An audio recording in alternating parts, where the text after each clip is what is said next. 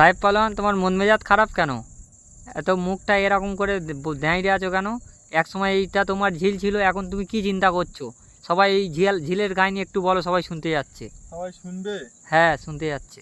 এই দেখো কত বড় ঝিল দেখা পাচ্ছে তোমরা। এই ঝিলটা যখন আমি কাটাই তোমরা নিশ্চয়ই দেখেছো হ্যাঁ। যে 70খানা জিসিবি গাড়ি এসেছিল, ঠিক আছে? 70খানা মানে এক আধটা না, 70টা জিসিবি গাড়ি এসেছিল। তা আমি কি করব, যখন 70টা জিসিবি গাড়ি আছে, ঘন্টায় সর বাচ্চাগুলো খানকির ছেলেগুলো 1000 টাকা করে চাইতেছে। অত টাকা আমি কোথায় পাবো? ওই জন্য সবগুলোর মেরে দেবড়ে দিছি। দিলে এই ঝিলটা যখন আমি কোদাল নিয়ে কাটি, মোটামুটি 3 দিনে কত বড় ঝিল, ঝিলটা দেখো। 3 দিনে ঝিলটা মোটামুটি আমি কমপ্লিট করে দিচ্ছি কেটে, ঠিক আছে? 3 দিনে ঝিলটা যখন কমপ্লিট করে দিই কেটে, বড় বড় সাংবাদিক খানকির ছেলেরা মনে হয় না যে একবার এসে ঘুরে যায়। আর যখন ঝিলটা কাটা হয়েছে, যে সাহেব পালোয়ান বড় একটা ঝিল কেটেছে, সবচেয়ে বলুনি বড় বড় ডিএসএলআর ক্যামেরা ফ্যামেরা নিয়ে আসতেছে।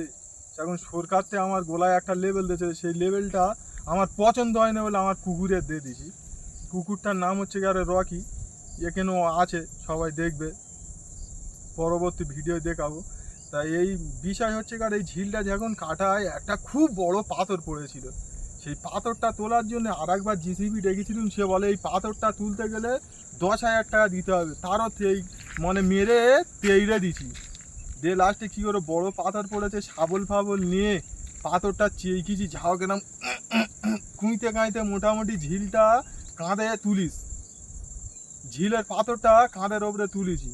তুলে নিয়ে গিয়ে পাথরটা হই ও মাথায় মোটামুটি এক জায়গায় বসে ছুঁয়ে দিয়েছি। সে থেকে ওই পাথরের ওপরে সব বসে তেলেঙ্গানার লোকেরা মদ খায়, যে এই সাহেব পালোয়ান এই ঝিলের পাথরটা তুলে এনে এখানটায় থুয়েছে। আর এই ঝিলটা আমি কেটেছি। ভালো লাগলে একটা লাইক কমেন্ট শেয়ার করে দেবেন।